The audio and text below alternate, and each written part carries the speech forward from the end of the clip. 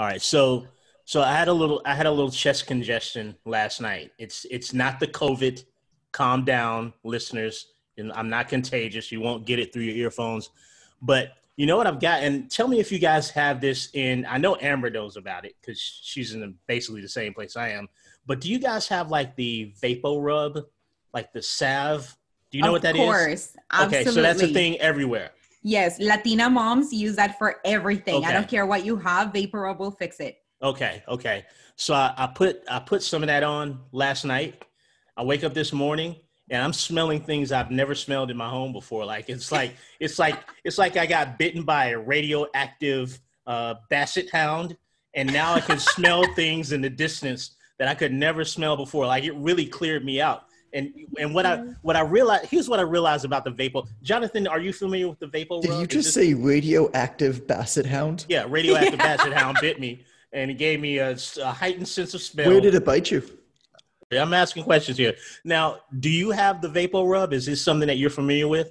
Canadians familiar with the Vapo rub? I mean, Carolina is, so I guess Canadians familiar. I'm not familiar with most things that exist in your home. El Vaporru. That's what we call it. Latin America, El Vaporru. Vaporru. El Vaporru. I like that. El Vaporru. So I put a little Vaporru on my chest. I'm not familiar with where basically anything in my house is. Like, I need to ask my wife where the spare towels are. Jonathan, you're one of those. Don't take this personally, but the more you talk, the greater my disappointment in you rises. And I mean that in a loving way. I mean that in a nice way. So comically useless around the house in every single way. That's so sad. So we asked Calvin, we're like, Calvin, is Daddy good at fixing things? He's like, nope. Who's good at fixing things? Mommy. Like all of the, but it's funny, like all of the generic like I'm not saying that it should be this way, but when you think of like the household duties, right? Everybody thinks like, you know, the man generally does certain things and the woman generally does certain things. And all of the generic like male duties, Allison does. Right. It's like she fixes everything. She handles all the household finances. Love it. The irony there is that you don't do much around here either, John. Like, you know, I'm like, you're pouring it all into the books, I guess, and that's admirable. But you know what it is? Disappointment generally. Over the years, I've gained a tremendous amount of skill in convincing other people to do things for me and taking the credit. That's a unique skill. You're really good at that. That's a really good skill. Yeah, it's a really good skill to have. You're really good at that. So anyway, I put the Vapor. What I noticed about the Vapor Rub is like it doesn't work as well if there's not a little. You gotta have the metal container, not the plastic one. Yes. Like the old metal container got a little bit of rust around it, right? A little oxidation, and that just knocks the cold right out. It works overnight. Not unlike PT Distinction. PT Distinction works while you sleep. You can schedule everything and relax in the knowledge your clients are fully taken care of. PT Distinction. Jonathan Goodman's worked out a deal for us with PT Distinction. Well, probably somebody else worked out the deal, and he just co-opted it and took the credit from what we're learning here on the podcast. But somebody utilizing the name of Jonathan Goodman, he utilizes his likeness, worked out the deal. You get 60 days with PT Distinction at absolutely no cost to you. That's a trial period, twice what the normal trial period is, which is usually 30 days. 3 times 2 is 6. That's how I got to 60. I like to show my work for the teacher when I work out a problem. 60 days, PT Distinction. You can go to onlinetrainer.com/PTD. Yes, I have that memorized this episode. No papers, no hands. You see what I'm doing? Wow. I'm a big deal now. Well, it's episode 11 or 12 or 13 or whatever it is. I'll tell you onlinetrainer.com/PTD.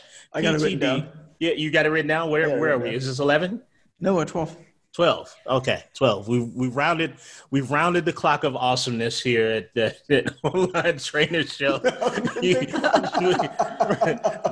We completed one cycle around the hours. We've given you 12 hours of pure satisfaction here at the Online Trainer Show. I wonder if we're still number 8. Any case. We should figure out in a later show, if somebody listened to all of the episodes, how many other things they could have been doing in the time that they listened. Like, we should actually map that out. We're like, in the time that you have listened to this episode, you could have also been. Here are all of the more important productive things that you could have been doing during this time. Any of them would be way more valid than the time you spent here, to be perfectly honest with you. Agreed. if you're, just go ahead and drink if you're not drinking already. Just give the advertisement for the Online Trainer Academy. We also got the Online Trainer Academy, OTA as we call it. It's my favorite thing in the world. Online Trainer Academy. Here, let me read one of the canned ads that you got here because I made it off that paper. Yeah, you got a paper, right? This one feels good. Feel confident and empowered to run your fitness or nutrition coaching business online. Join the Online Trainer Academy. That felt good. So Online Trainer Academy, we're all graduates here. We're going to tell you a few things about our mistakes. Did I steal your thunder, Jonathan? OnlineTrainer.com/academy. Go over there, get enrolled, man. We're ready to help you. We want to make you great. Jonathan, you want to take it away? You want to introduce the show? You feeling good about that today? Hello, my name is Jonathan Goodman, and welcome to the Online Trainer Show. Today is episode 12, and for those paying attention, we are about 3 months into the quarantine, and I desperately need a haircut. On that note, today we're going to be talking about the biggest mistakes we've all made in our online training and business journeys. Thanks. This is the Online Trainer Show, Trainer Show, Trainer Show. This is the Online Trainer Show. We shouldn't have a podcast. So this show will obviously be more centered around Amber and Jonathan and Catalina, as I make no mistakes. I'm perfect as a trainer. Other than doing this podcast. And as an orator. You have not made a single mistake as an orator. I never forget to read the ads, especially when we first started. And I never forget about the show notes. And I never forget the topic. And I never forget what I'm supposed to say. What's the topic today? Something that you said, Jonathan. I told you not to embarrass, not in front of company. Don't embarrass me in front of our friends.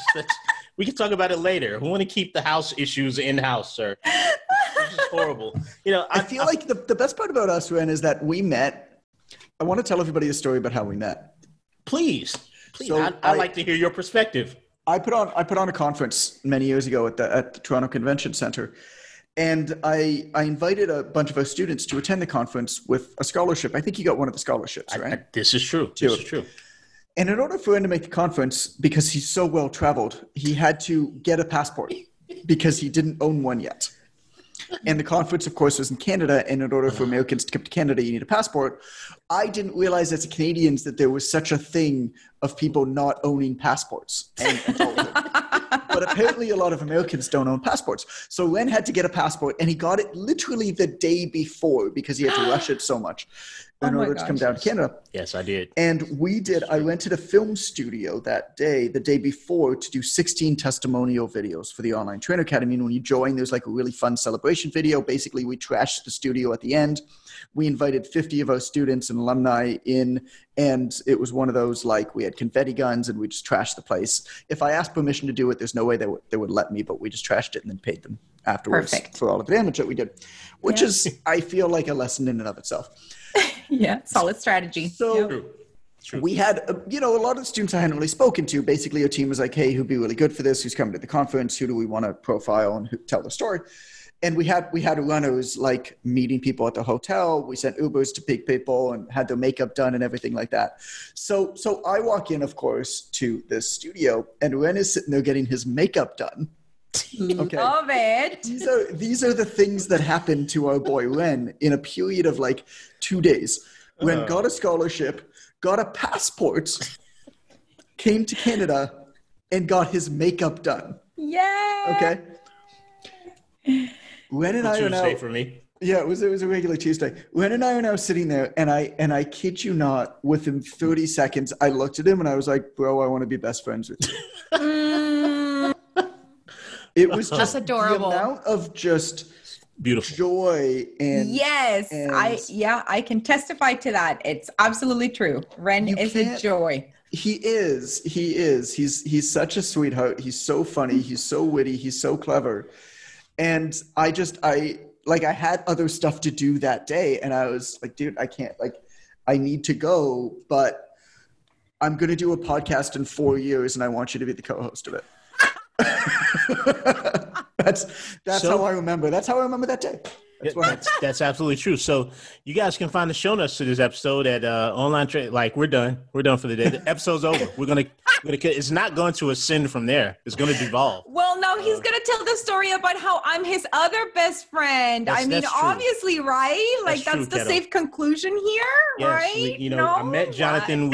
I pulled out the keyboard. I traveled with the keyboard. And I just, from my heart, I just started singing Stevie Wonder and Paul McCartney. Ebony and ivory. When John and I were just living together in perfect harmony ever since. And somehow I put on a zoot suit with a hat and all. It was and nice. I just started playing the piano. And I don't know where the piano came from. I don't know where the suit came from. It's like catching lightning in a bottle or a fart in a paper towel. Like you never get to do it again. So let's go over to our in the field correspondent, Catalina Belmonte. She always has the topic of the day. She's always hitting us with riveting news about religion, politics, her life. Two of those topics we never talk about. One we talk about incessantly. I'll let you guys figure that out. Keto, what's going on in your world? How you feeling today? Give us some insight. You know what? Yesterday we had the first official beach day because our beach is here in the riveting city of Barrie, Ontario. They're opening up again. So we took all our girls, and here's the thing that I discovered. There's something wonderful about me personally, because I am bilingual and my music is all in Spanish. It's Latin pop and reggaeton and everything. And yesterday I had my little speaker. And so we had, all our kids, everybody there, and I'm playing my music. And then I realized the lyrics are woefully inappropriate, like the worst kind of inappropriate, but nobody understands. So nobody cares. So I can just play my stuff. Let me tell you a hilarious story about that. I was living in an off-the-grid eco home 4 hours up the coast in Uruguay in a town called Punta del Diablo. That's tip of the devil for y'all. Yes, so the town's called Tip of the Devil. And this is not even the good part of the story. So we were living in this off-the-grid eco home owned by, you can still find it on Airbnb. It's an amazing find. If you ever find yourself 4 hours up the coast in Uruguay, I highly recommend it. Go there. And it was owned by this couple who were the sweetest couple ever. I think he was Chilean, she was Spanish. And they were journalists, and basically they had a kid and wanted to settle down, but loved exploring the world, but they wanted to settle down in a house. So they decided to build a house like this, Airbnb, and bring the world to them. And so that was why they formed it. Anyway, so they were amazing.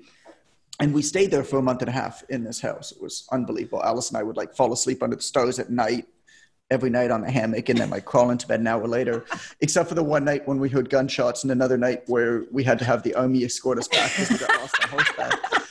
And normal.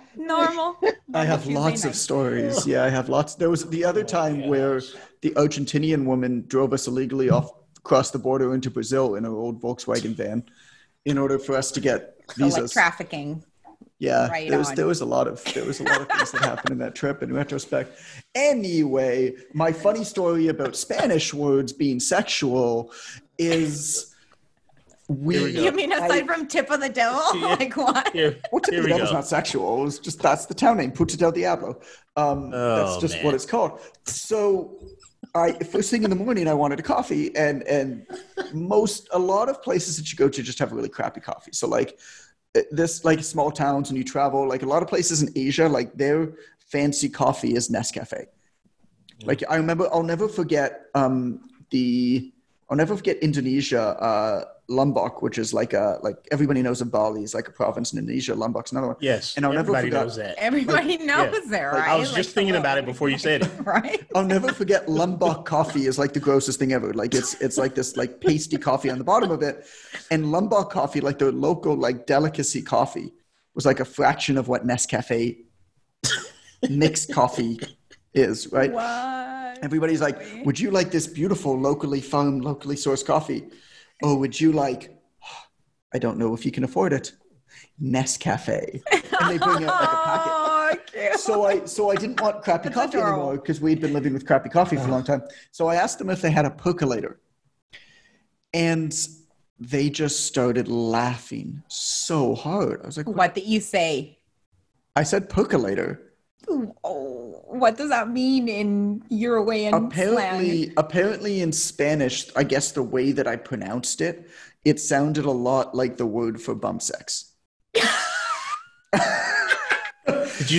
I'm sorry. And so they went. Did you say bum sex? Yes. Is that what you? So basically, first morning at this new place with like the nicest couple ever. I asked them, I was like, do you have any sex? do you have anal? I don't know. And so I had to explain to them what it meant. And they're like, let me play you a song. And it was this rap like reggaeton song of this dude who's like, time for the percolator. Time for the percolator. Like the whole song, right? I know this song. So that's my Spanish slang story where you have to be careful for English.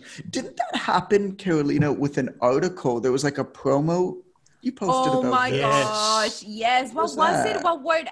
It was the word namaste, but they tried for Mother's Day, they tried to make a play on mama with namaste. So they wrote, can I say it? Like our Spanish, if anybody, like it's a word. Kmart said it. You can say it. It was Kmart. Kmart. This was a Kmart promotion. So instead of namaste, they wrote mamaste, which is basically like a blowjob in Spanish, and we like in big bold pink letters. Like, this is Kmart. Like nobody in Kmart, nobody in the marketing department in Kmart speaks Spanish. Obviously, exactly. Like, nobody was just like, this is why diversity matters. Hire people from different cultures in your companies, because then otherwise. So you don't make a mistake like that. Although Kmart just got free advertising on the Online Trainer Show, so it did. Speaking of, OTA has been helping trainers and nutrition coaches build thriving online businesses since 2013. Let us take out the guesswork for you. Please segue to something else, anything else. Jonathan, don't we have a topic today? Yeah, let's talk about mistakes that we all made in our business. I actually like this topic a lot because I think that I think that a couple of things happen when we talk about mistakes. I think that when we talk about mistakes that we made, first of all, you realize that everybody makes mistakes, that it's okay to be vulnerable and talk about them, and it's important to be vulnerable and talk about them. But I also, and of course, you don't want to make the same mistakes as other people did, even though you still might if somebody's talking about it. But I do think that perhaps the biggest benefit of discussing mistakes is that no matter how bad it might have been when the mistake was being made, I mean, we haven't spoken about what our individual mistakes are. We just told Carolina what was happening like 10 minutes ago. And we're hoping she comes up with something brilliant. I have tons of those. But my guess is that in every case, the mistake led to something that ended up being great. And that's the really cool thing about progress to me, is that no matter how well you plan something, no matter how much you know about something going into it, the odds that it's going to work out the exact way that you planned are basically zero. The odds that it's going to work out in a way that you never could have anticipated are pretty strong. And the only way that you figure that out is if you basically try stuff and make mistakes and learn from them and course correct as you go. And I think that should be part of your process, not trying to make mistakes, but going into something, not trying to make it perfect off of the start because you never could, and accepting that. And so actually building in a series of progressive tests that get bigger and bigger and bigger and bigger as you learn more, and building a bigger structure. So I'm hoping that kind of narrative comes out of this. That's why I like this topic so much. But why don't we start with switching gears a little bit? Ren, let's start with you, man. Oh, sweet. Your mistake. Well, one time, and it just happened recently. I got a call from a guy that runs an organization, and he was like, "Hey, I've got a podcast coming, and I need a host for it." And I'm thinking it's probably be a good opportunity. Nope, biggest mistake in my career. And then the episodes got like really deep. Like we got to episode 12, and apparently episode 12 was the sexual innuendo episode, unbeknownst to me. Like I didn't get that memo. So I'm sort of left holding the bag. How do I transition this back to an actual podcast? And, I don't know yet what the recovery is going to be like for me from that blatant error that I made in my career. let's talk about this a little bit. Actually, I mean, you're joking, but I think there's some nugget of truth in that. Not that this was an error. This is the best thing you've ever done for your career. Pretty much. But the idea that this is not the first podcast that we've done together. Right. You were the host of season 2 of a podcast that we hosted called It's Possible. Absolutely. Conversations with Successful Online Trainers that we never told anybody about. And there really was not, I mean, it was good. The concept was basically, instead of having a host who's like an expert expound all of their wisdom to you, right, let's instead have 2 people basically who are students who have been through the Online Trainer Academy, who are actively working on their online training business, effectively interview each other. Absolutely. And then you can watch that conversation because they might be one step ahead of you, right? You don't really want to learn from somebody, and it's what we try to do with this. Like, you don't want to learn from somebody 10 steps ahead of you. Right. That's where comparison comes in. And comparison's a thief of joy. That's where comparison comes in, where you have such a hard time taking action because you feel like there's so much to do and it's so far and you're never going to get there. But at every stage of the game, you want to find people. So that was that. But we learned so much from that podcast and basically pulled out the best elements of it. I mean, the storytelling of it, the idea of let's have a few students from it who are talking, but it's much lighter than that was. Yeah. You know, and if I can expand on that, you can. Thank you for allowing me to expand on that, Jonathan. It's not the devil's tip, but so what happened really with that podcast, I had to do it. What happened with that podcast is I made a lot of errors, and you guys probably remember I was working with Abigail at that point. So she was the producer. Amber was Shout out to Abigail, head of customer care at the PTC. Hey, Abigail. And literally, her name's actually Abigail. Is it Abigail? I've never known that. Is that what it is? Okay. Yeah. Abby. I'll go with Abby. So basically, after every episode of that podcast, I had a laundry list of errors that I had made for that podcast. Like every single time, there was a constant upgrade of what I should be doing. Ren, talk a little bit more. And this one was visual, so it was sort of initially promoted as a Facebook Live. Right. We bumped it down to a podcast. So it's things like, Ren, keep yourself on screen the whole time. Don't defer and just have the guest on. Ren, make sure you mention this. Make sure that you invite them to get what were we promoting? Highly wealthy online trainer. I think at that point, probably. I think that was sort of the soft, the ethical bribe of that podcast was like the program of the day, the flavor of the month, the John Goodman flavor of the month. The John Goodman flavor of the month was the highly wealthy online trainer. So it's just so funny. It's just like, oh man, I feel like we haven't accomplished anything in the last 3 months as a company. And our general manager, John Gouch, is just like, we have built 2 programs, done 4 marketing campaigns, and released 3 books. Right. He's just like, what are you talking? I mean, that's a bit extreme, but it's basically those are the conversations we have. But this is the mind of like, this is how my mind works. It's like, if we're not doing something moving forward, then we're constantly going to get left behind, which is basically my mistake. Absolutely. I mean, and you make another good point inside of a good point. It's like a Hershey's Kiss with almonds. Like, you make another good point inside of that point, which is, a lot of times when you're making errors, you don't see the progress because you're so fixated on what may not be perfect. And in the context of all that imperfection, you're making tremendous progress because you always progress more when you're out there messing it up, Right. And one thing that Jonathan knows about me is like, when he asks me a question, he'll say, hey, do you know how to XYZ? And I'm like, nope. You want to do it? Yep.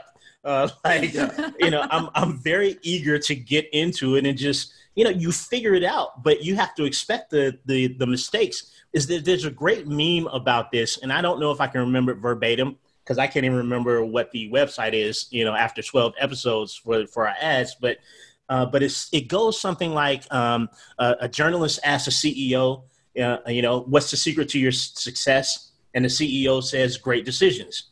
And he said, well, how do you make such great decisions? And he says, experience. And then he asks, how do you get experience? He says, wrong decisions. Like, that's sort of the essence of what we expect when you're entering into anything new. Like, you're going to make errors. And we know this physically as trainers. We're all trainers. We know we get a person on the bench, get them to do 10 repetitions or however many they can till failure. And then the next time we work those muscles, maybe they can do a little bit more. Yeah. But as business owners and trainers, we think the complete opposite. We think that we're going to read for a year about bench pressing. And after reading for a year about bench pressing, we're going to develop the musculature, in the pectoralis major. Like, it doesn't work that way. You get under the bench and you work to failure. And then after failure, you build some muscle. And then you can lift a little bit heavier. And then you work some more until you make the next failure, the next error, but you fell forward. Yeah, that last podcast, it was not that entertaining, from what I was giving to the podcast. It was we definitely made our errors all the way through it to get to this refined product that you're enjoying today after your 12th beer. I hope you're drinking if you're listening. Like, this podcast is not refined, but I think we have been able to figure out, like we kind of knew from the beginning, we had much more of a vision of what we wanted to turn into. And we knew it was going to take some time, and we know it's going to take some time. Right. And that's, for the people who are listening now, they're really enjoying that part of the process and in experiencing that with us, because we are flowing much better. Like, your analogy that you just listed off there, killer, man. I don't even know what to say it. It was incredible. I'll listen to it after. Yeah. It was pretty dialed in, this idea of the bench press. You even got the name of the muscle right, pectoralis major. That's amazing. I said that? That's a muscle. Incredible. Yeah, it's a muscle. Yeah. I think it's like somewhere in your leg. But the idea. Did you say leg? Well, it's actually kind of funny because we did have this mistake on our Instagram last week. We had this image of like different handles and different grip variations for pull up and lat pull down, what muscles it works. And of course, our editorial team somehow wrote in bicep femoris and not bicep brachii. Oh yeah, that's a hamstring. That's a hamstring all day. That's what that is. That's not a good mistake to make when there's 65,000 personal trainers that are going to see that. Yeah. You're going to be called out on that. Yeah. And so that was deleted. But Carolina, what's the mistake yours? Let's talk about you. Ooh, where do we begin? Let me tell you. Let me tell you about the day. It was one day. Let's talk about the day. The day that I lost 3 clients in one day. Oh, this is good. Yeah, this is big. Like, I like that because that makes a great bullet point and timestamp. The day Carolina lost 3 clients and what she'd do differently now at minute whatever. Let me check my Casio watch. It is a great show. At minute 35:47, right? So what the context of my life at that point was that I had just had my 3rd baby. Mm-hmm. Like, I was literally like brand new mom, like a, newborn baby and the whole 9 yards. And then it was one of those, mental glitches in which is like, I can do everything. And so I had a massive intake of clients. And then just you have a newborn. Hormones were just like pumping through you, and you were like super, and your brain, your brain just doesn't work the same right after you've given birth. So that's my excuse, and I'm sticking to it. My brain hasn't worked since my wife gave birth, so I.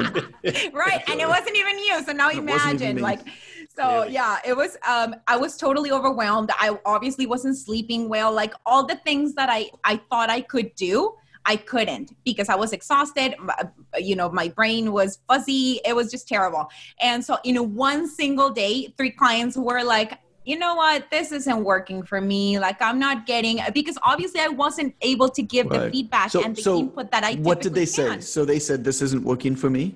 Like, what do you remember as specific as possible what they said to you? No, that's like the general paraphrase of the 3 of them. Like, it was very similar. I remember that the same used very similar phrasing, and it was kind of like, this wasn't what I expected, or so there was so much shame for me. And this is important. It's not you, it's me. It was purely like, it's not me, it's you. Yeah, no, they were totally like, yeah, this program, like, no, like I need more attention than you're able. And I was like, exactly. It hurts. And there's a lot of shame in that, because it's basically clients turning you away or, calling out your shortcomings as a coach. And that was totally fair, but it's hard to hear, but oh my gosh, do you learn from it or what? Because it has obviously never happened again. So what did you learn from it? What did you do different? So I haven't gotten pregnant again, which is great. Amber is dying laughing. Solid strategy, Kettle. Well played. So what have you done different to not get pregnant again then? No, we got to. This is all about learning from our mistakes, right? Yeah. No, seriously though. Oh man. No, like now I'm so much more aware. Oh my God, you guys are terrible. This is funny. I'm so much more aware of my limitations because, for example, right now, obviously, like no more plans of having kids. That's never going to be an issue again. But one thing that I do struggle with is sometimes my mental health is not where it needs to be, and I need to keep that present because if I get an anxiety attack and I have a list of 75 clients that I'm supposed to be talking to on a daily, I cannot sustain that in any shape or form. It's not realistic for me. And so I need to work within the means of what I know I can do right now. So tell me a little bit about that, because I feel like a lot of people will really connect with that. Folks who might struggle with their mental health that work with clients where, from what I understand about it, and I don't pretend to be an expert, but it comes on pretty quickly and sometimes without notice, and you're pretty knocked out by it. For a period of time, and you don't really know how long, and you really just you need to be there for yourself. Because you do have clients, how have you, is there anything that you do to prepare your business knowing that on any given day, you manage it pretty well, but you might wake up one day and just be like, yo, I need today's a me day. Exactly. Is there anything you do to prepare your business and your structure of what you do day to day so that you can take that space if you need it? Yes. So one very super important thing for me is that, and this is again, part of how I function in everyday life. I do tend to be a procrastinator. And that is one thing that this has taught me. I cannot afford to procrastinate because today, if I'm feeling like I can talk to my clients and I can provide feedback, but for whatever reason, I don't do it and I wait until tomorrow. I don't know. Tomorrow's not a guarantee for me. So I better do it right now when I know that I have the mind frame for it. So that's like a key one, like catching yourself in that and not letting yourself slip into it. It's interesting. So we're putting together a new service offering for a company where we're actually going to be building an online training business of our own. And we're going to be working with personal trainers specifically on their fitness. Right. So onlinetrainer.com is actually going to turn into a online training company specifically working with personal trainers. Love it. And you heard it here, folks. You heard it here first. And we've been planning this for a few months, and the first group is just going to be 100 people. So we figure spots will go in about a day, probably within a few hours of the first email going out. And we're only going to put it out privately to our Online Trainer Academy students and alumni first as a beta test, right? But one of the things that Alex, who's the head coach of the Online Trainer Academy, and I were talking about as we were kind of planning through, and we did a whiteboard session yesterday, basically on we did all the customer journey mapping from basically the second they buy to all of the communications to their onboarding to day one when they get their program. And to give you an idea, I mean, if I count, there's 1, 2, 3, 4, 5, 6. There's about 17 steps that, there's an opportunity to optimize each one. And what we spoke about specifically is the importance of letting a client know that you're there and you're watching out for them, even if there's nothing that you're saying. So let me tell you a story to kind of back that up. I've hired a lot of personal trainers. I think every single personal trainer should constantly hire personal trainers and online trainers. It's how you get better with your fitness. It's how you get better with your business. Absolutely. I think learning from a textbook obviously is great, but she's still going to match it by learning the world to give you some more context, which is partly why we're putting together the service. It's both fitness training and education and personal development and coaching development at the same time. It's basically a coaching mentorship, but you also get a trainer for less than the cost of what you'd probably pay for either. And what the story is, one of the online trainers that I hired a while ago, really, really great, like amazing trainer. And basically he gave me a program that I was doing in the gym. And I followed the program and I was getting amazing results. And about 7 weeks into the program, and I was sending in my feedback every week and I was tracking the results and stuff like that. And he was using, Google Drive, like no fancy software or whatever it is. And after 7 weeks, I started to hold him in contempt because he hadn't updated my program yet. And so I sent him a message and I just said, hey man, when am I going to get a new program? Like in my head, that what was going on was this dude isn't doing his job. Right. Meanwhile, he was checking the program every single week when I set it in. He's just like, you're making incredible progress. Like at 7 weeks, he's like, dude, you're still making incredible progress. Like, I don't need like you don't need a new program. You're doing incredibly well with this and your body's still adapting incredibly well with this. Why would I give you a new program? Which is 100% how trainers should operate. We shouldn't give our clients a new program just because 4 weeks are up. That's exactly. That's idiotic. That's nonsense. That's the exact opposite of what we should be doing. But me as a client, knowing this, I still expected that. And the problem was not, the trainer did exactly what he did in terms of the programming. What the trainer missed, though, was the trainer should have checked in with me and said, yo, John, I've been checking your program, man. You're making amazing progress. Like you're really doing well. And to be honest, like I don't see any need to adjust your program. Like you're still progressing really, really well through it. All of your markers are going up. All your weights are going up. Your body, I'm looking at your pictures, your body composition keeps getting better and better. Like you're doing great. But if you're getting bored, I'm happy to change a few things up for you. What do you think? Right. Yeah. That's all that would have taken. So there's this misconception that there has to be a reason to reach out to clients. I think just reaching out and saying, hey, I'm checking everything. You're doing really good. Right. I don't think that anything needs to change. I'm happy to if you're bored, but I really don't think that it needs to. What do you think? Sure. Jonathan, do you think that's one of the more common mistakes for online trainers? Communication?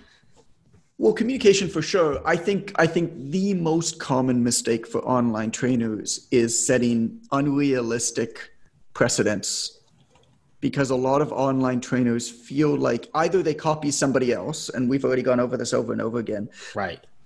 Most of the folks you're copying don't have enough experience or haven't really thought out what they're doing enough that you have no idea whether they are having a lot of success with what they're doing or not. So you shouldn't copy them, or they don't really know. So they try to offer everything because they feel like it's good. I'm going to give you unlimited support. I'm going to be there all the time for you. I'm going to give you all of these new programs. I'm going to do all of these phone calls with you. And so they promise way too much. And they set these precedents that are unrealistic for the trainer to meet, which means that the trainer works way too hard for the amount of money that they're making, and the client doesn't need it. Exactly. You don't need to talk to your client on the phone every week. You don't need to give your client a new program every 2 weeks, every month. You need to set an intelligent enough system. And this is part of what we're going to show and lead by example with this new service that we're offering. You need to create automation and technology and build your system intelligently enough that basically reaches out to people proactively in an automated fashion, allowing people to talk back to you so that you can identify and engage them in a conversation if you need to, because most of the time you won't. But when you do, you need to show up fast, and you need to do what a coach needs to do, which is talk, which is listen, which is ask the right questions, which is let the person work through it themselves by asking those questions. And you need to show up as a coach. But you can't do that for every single person you're working with, and not everybody needs it. And so it's this idea of setting the right precedents. I think communication is part of that for sure. But I think going a step back and saying, figure out when you need to communicate and how you need to communicate, and setting appropriate precedents around that so that you can actually take care of your clients and show up for your clients that need you more when they need it, by building an intelligent enough system that allows you to not waste time with people who don't need you right then. I think that's kind of what it comes down to. Let's dive into your laundry basket. Let's see what dirty laundry ye might have, Mr. Goodman. You know, yes. I want to hear it. We want to know. Yeah, because you've got 13, 20, 25, 30 years in the industry. You know, you peaked here. Feels like that sometimes, man. After the 11 books and 5 conferences and 1 million words, you peaked at this podcast. But before that, before you arrived at this perfection, there must have been some errors. Hate to disappoint you, Joe Brown, 2020. But he's just a man. If you prick him, doth he not bleed? So what you know? Give us some of your stuff, buddy. What's your stuff? Huh? My stuff. Get all our stuff. What's your stuff? You know what? My biggest issue, I don't know if people listening will be able to connect with this or not. I feel like some probably will, is I have zero interest in running things. I love creating new stuff. And that's gotten me into a lot of trouble. Really? Because the second that something is finished, I want to leave it and start building something else. And so for the first number of years of my career, I was basically just building stuff. I mean, we joke about 11 books. Like, 11 books is not a smart thing for somebody to do in a sub-niche of a niche.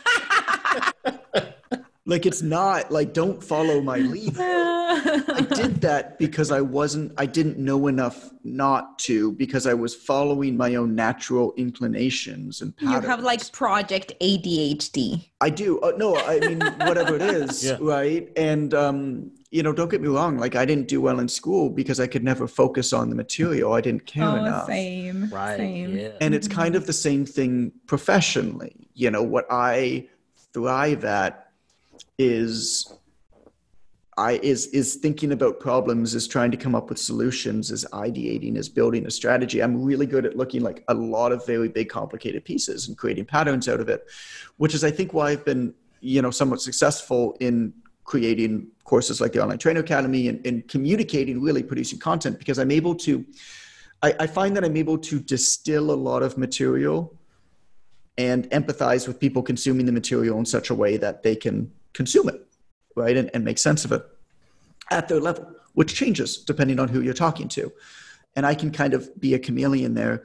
Where that has gotten me into a lot of trouble, though, is when you're building a business, if you make a bet and it starts to work, you gotta kind of keep pushing on that thing, right? You gotta build that thing, build a moat around that thing, build people and processes around that thing, and grow that thing. And only recently, only in the last 2 years or so, have I really started to do that. I mean, the funny thing is, like, I basically look at, I mean, I've been in business since 2011 with Personal Trainer Development Center. And I actually consider my company's birth somewhere around mid 2016, 2017. Because that's when I actually got a little bit more serious about it. And if I'm really honest, I actually really only got serious about business last year, like 2018, 2019. And when I say serious, I mean surrounding myself with the people who think radically different than me. It's a joke that I can't, like, I fight with our general manager, you know, I can't be on a call with him. Like, he drives me nuts, but that's exactly what I need. I mean, that's what the company needs is needing somebody different. So it's not so much one mistake. I've made a lot of mistakes because of that underlying problem of always feeling like I need to do something new, just being driven at, I mean, the second I'm in the middle of one project, I have the next 3 lined up. Yeah, I have, can relate. We have ongoing calls of like, what's on John's mind? Because sometimes I need to just basically vomit it out and like have somebody else listen. And then that's good enough. You know, I don't actually have to but yeah, I mean, that's mine. I know we're running out of time here. So we can talk about this more and more in another episode. We can maybe look at the comments and stuff like that. If people connect with that, then I'm happy to talk about it deeper. If that's you, just write in the comments wherever you listen to podcasts and YouTube or iTunes or whatever about, basically I'd love to hear more about that. We can go deeper. If not, then maybe it doesn't apply to you. Maybe I'm just weird, but a lot of the issues that I've run into in business over the years have all stemmed out of that single problem of I need to stop building. I need to stop doing new stuff. And I need to strengthen what we already have because it's pretty great. Yeah, that sounds good. Love it. Jonathan Goodman, he's got too many mental Legos on the floor. He's got to put some of the Legos away, finish the race car before he starts the castle. I love how even his mistake circles back to how awesome he is. Like, I mean, how really, creative he is. Right? Did you catch that? It felt a little contrived. I could see Amber. She was howling at that. Yeah. I need an adult. Guys, I need an adult. I need an adult. Oh, I can hear. I've failed my way into being closing awesome. In. I feel like at most points in time, it's like me and somebody else ganging up on somebody, and now everybody's just kind of coming in. I'm not sure if I like this, guys. It's enjoyable for us. We love you. Amber, anything you'd like to add? How did we do today, Amber? I think we did pretty good. I think there's a lot of relatability, so I'll be anxious to see the comments. If everybody's sharing their own mistakes that we can maybe go over in another episode, that might be interesting to share. And for anything that goes wrong, remember there's always Vaporu. Yeah, Vaporu. That'll be our next sponsor. After. Yeah, of course. I mean, obviously. Bachiba fix Vapor Rub. Can you smell that train outside Ren's window? Vapor Rub. The worst part is putting Vapor Rub on like your chest or whatever it is, and then rolling over to sleep on your stomach in bed. Oh yeah, your sheets are done. Your sheets are done. You gotta put it on your feet and then wear socks. That's exactly what you have to do. I swear I thought John was going to say something about a devil's tip and the Vapor Rub, and I'm so glad he didn't. But I guess I did, so it's not any better. My brain went there too. I immediately went there because anyway, onlinetrainer.com/podcast. Go ahead and subscribe and like and leave us a comment. We've been reveling in your comments over the last several weeks, guys. We really enjoy the comments, the reviews. Keep them coming. Vote on iTunes. Comment, rate us on iTunes. You can't do it on Spotify because we have Androids and we're technologically disadvantaged. So Jonathan Goodman, Amber Reynolds, Carolina Bermudez, I've been Ren Jones, and I guess is it jingle time again? Yeah. Do we play the jingle at the end? I actually have no idea. It's jingle time, jingle, yay! Can you just sing the jingle, Ren? Can you just sing the jingle? Because we don't have. What is the jingle? This is the online trainer show. This is the online trainer show. Trainer show. This is the online trainer show. We shouldn't have a podcast. All right. See you next week. Bye. This is the online trainer show. Trainer show. This is the online trainer show. We shouldn't have a podcast.